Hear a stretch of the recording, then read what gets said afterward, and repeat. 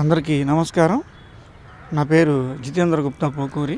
Andhra Pradesh deputy CM Shri Konidela Pawan Kalyan గారు ఈ మధ్య ఏజెన్సీ ప్రాంతంలో పర్యటన చేసి ప్రాంతంలో ఉన్న కుటుంబాలన్నింటినీ కూడా పరామర్శించి వాళ్ళకి కావాల్సిన రోడ్లు, వసతులు, కరెంటు, నీరు అలాంటి వాటి మీద ఆరా తీసి ఉన్న బలంగా అధికారులు కూడా వారికి అన్ని సౌకర్యాలు కల్పించాలని కోరటం చాలా శుభపరిణామం. ఇది అలాంటి ప్రక్రియలోనే వారు వేసిన రోడ్లని, వారు చేస్తున్న పనులని నాణ్యతని దగ్గరుండి పరిశీలించడం పవన్ కళ్యాణ్ గారు చేసిన చాలా గొప్ప పని. అది అలాంటి పని చేసే మంత్రులే కావాలి.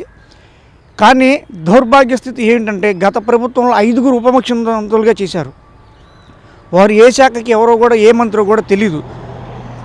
నామకే వాస్త హై. వారు ఉప ముఖ్యమంత్రి అంటే ఉప ముఖ్యమంత్రి అంతే, పేరుకే ఉప ముఖ్యమంత్రి. ఏ పని చేయలేదు, ప్రజలకు అందుబాటులో కూడా ఏ రోజు లేరు. టీవీల ముందు కూర్చొని బూతులు మాట్లాడతానికి తప్ప వారు పనిచేసింది ఏదీ లేదు. కానీ ఈ ఉప ముఖ్యమంత్రితో సమానమైన ఈ ఉప ముఖ్యమంత్రి పవన్ కళ్యాణ్ గారు ప్రజలకి ప్రతినిత్యం అందుబాటులో ఉంటూ వారికి ఏ సాధక బాధకులు ఉన్నా కూడా వారికి దగ్గరుండి చూసుకుంటున్నారు. అలాగే భారతదేశ ప్రధానమంత్రి నరేంద్ర మోడీ గారికి అత్యంత ఆప్తుడిగా కూడా కొనసాగుతున్నారు.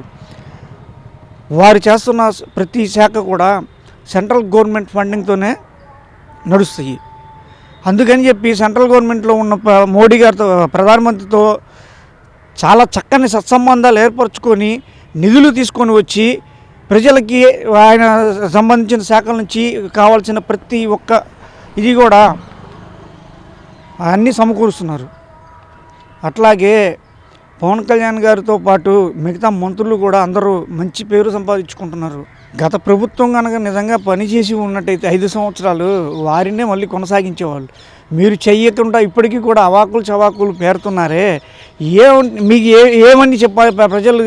ప్రజాక్షేత్రంలో గెలవలేక ఓడిన మీరు ప్రజలకి దగ్గరుండి మంచి చేయాల్సింది పోయి రెచ్చగొట్టుతున్నారే. ఇప్పటికీ కూడా మీ విఘ్నతకు వదిలేస్తున్నాము. మీ ప్రభుత్వం కనుక, గత ప్రభుత్వం కనుక పని చేసినట్లయితే మళ్ళీ మీరే ఉండేవాళ్ళు కదా, మంత్రులుగా కొనసాగుతుండేవాళ్ళు కదా. ఎందుకు చేయలేకపోయారు? ప్రజలకి మీరేం చేశారని చెప్పి మిమ్మల్ని ప్రజలు ఎన్నుకోవాలి. ప్రతి ముఖ్యమంత్రి గారితో సహా, చంద్రబాబు నాయుడు గారితో సహా, ఉప ముఖ్యమంత్రి గారు పవన్ కళ్యాణ్ గారితో సహా ఉన్న మంత్రులందరూ కూడా 24 మంది మంత్రులు కూడా చక్కని అవగాహనతో ప్రజలకి చేదోడువాదోడుగా దగ్గర ఉండి వాళ్ళ అవసరాలను తీరుస్తూ ఆంధ్రప్రదేశ్ని స్వర్ణాంధ్రప్రదేశ్గా నిర్మించడానికి కృషి చేస్తున్నారు.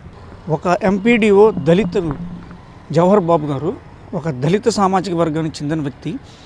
అతని నిర్దాక్షిణ్యంగా సుదర్శన్ రెడ్డి అనే వ్యక్తి గదిలో బంధించి మరి తన అనుచరులతో దాడి చేసి గాయపరిచి ప్రాణాపాయ స్థితిలోకి వెళ్ళేలాగా దాడి చేశారు.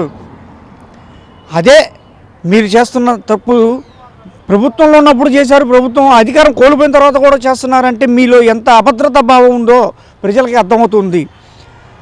ఒక దళితుడైన జవహర్ బాబు గారి మీద దాడి చేయటము మీ హేమమైన చర్యగా మేము ఖండిస్తున్నాము. అలాగే ఆ శాఖకు సంబంధించిన మంత్రి గారు, పంచాయతీరాజ్ శాఖ మంత్రి గారైన పవన్ కళ్యాణ్ గారు చాలా తొందరగా స్పందించి వారిని పరామర్శించడమే కాకుండా వైసీపీ నేతలారా ఖబర్దార్, ఇప్పటికైనా మీరు మీ పందా మార్చుకోకపోతే మీరు ముందు ఇలాంటి దాడులు, హేమమైన చర్యలు చేస్తూ ఉంటే చూస్తూ ఉపేక్షించబోమని చెప్పి చాలా గట్టిగానే వార్నింగ్ ఇచ్చారు. ఇప్పటికైనా మీరు మారండి.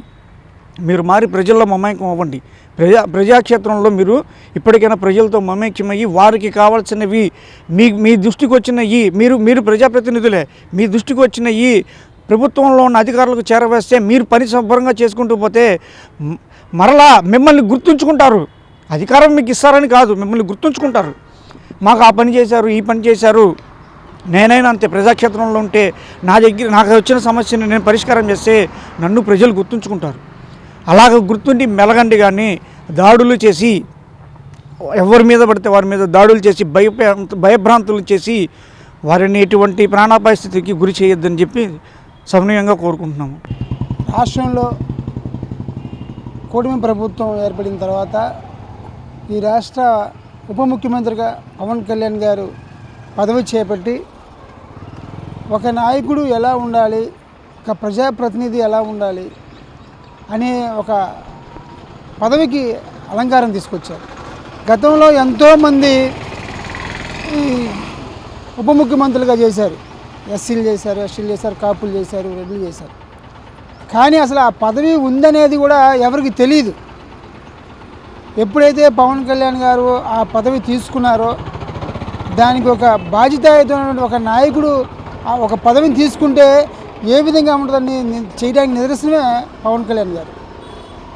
ఏదో పదవి తీసుకున్నాం అనుభవిద్దాం అనేది కాకుండా దాన్ని ఆ పదవికి వన్నీ తెచ్చే విధంగా పవన్ కళ్యాణ్ గారు ఉప ముఖ్యమంత్రి పదవికి న్యాయం చేస్తూ ఉన్నారు.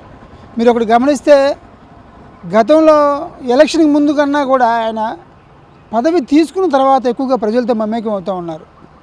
ఆయన తీసుకున్నటువంటి పోర్ట్ఫోలియోలు గ్రామీణాభివృద్ధి కానివ్వండి, అలాగే అటవీ శాఖ కానివ్వండి, కమ్యూనికేషన్ కానివ్వండి, ఇవన్నీతో పాటు రాష్ట్రంలో ఆయన పర్యటనలో భాగంగా ఎక్కడైతే ఎవరికైతే ప్రజలకి మాటిచ్చారో వాటిని కూడా నెరవేరుస్తూ ఉన్నారు ఉప ముఖ్యమంత్రి హోదాలో. గత స్వాతంత్రం వచ్చిన తర్వాత ఏ రోజు కూడా అడవి బిడ్డల్ని, గిరిజన బిడ్డల్ని పట్టించుకున్న రాజకీయ నాయకుడు లేడు. ఊరికి వాళ్ళ ప్రాంతాలకి ఎన్నికలు వచ్చినప్పుడు వెళ్ళటం, వాళ్ళని పలకరించడం, మీకు అది చేస్తాం ఇది చేస్తాం అని చెప్పిన వాళ్ళు తప్ప ఏ రోజు కూడా వాళ్ళకి ఇచ్చిన హామీలని నెరవేర్చడం లేడు. భారతదేశ స్వతంత్రం వచ్చిన తర్వాత మొట్టమొదటి నాయకుడు పవన్ కళ్యాణ్ గారి రూపంలో గిరిజన బిడ్డలకి, అడవి బిడ్డలకి డోలీ కట్టుకునేది. అంటే వాళ్ళు హాస్పిటల్కి వెళ్ళాలన్నా లేకపోతే వేరే పట్టణంలోకి రావాలన్నా కూడా వాళ్ళకి సరైన రోడ్లు లేవు, మంచినీరు సదుపాయం లేదు. అలాంటి ప్రాంతాల్లో, మారుమూల ప్రాంతాల్లో అక్కడ చాలామంది ఒక వైసీపీ అతను అక్కడ ఎవరున్నారు 2500 ఓట్లేగా అన్నాడు. ఓట్లు చూసుకునే వ్యక్తి కాదు ఆయన. మారుమూల ప్రాంతాల్లో క్షేత్రస్థాయిలో అంటరానితన వాళ్ళకి, బడుగు బలహీన వర్గాల వారికి, పేదవాళ్ళకి, బీసీ వాళ్ళకి సహాయం చేయడానికి వచ్చాడు. ఓట్ల గురించి పట్టించుకునే వ్యక్తి కాదు. ఈ రాష్ట్రం గురించి పట్టించుకునేవాడు, పేదల గురించి పట్టించుకునేవాడు, ఈ రాష్ట్ర అభివృద్ధి గురించి పట్టించుకునేవాడు, దేశం గురించి పట్టించుకునేవాడు పవన్ కళ్యాణ్ గారు. ఆ విధంగా ఆ పదవికి మనం తెచ్చినటువంటి వ్యక్తి, ఎక్కడ కూడా ఒక రూపాయి ఆశించినటువంటి వ్యక్తి.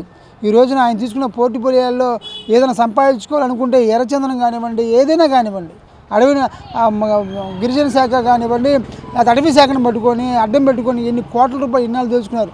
కానీ ఆయన సొంత డబ్బులతో ఆయన పర్యటనలకు వెళ్తూ ఉన్నారు. జీతం తీసుకోవట్లేదు. చివరికి ఫర్నిచర్ కూడా నేనే తెచ్చుకుంటాను ఆఫీస్కి అని చెప్పేసి సొంత డబ్బులతో ముందుకు వెళ్తూ ఉన్నారు.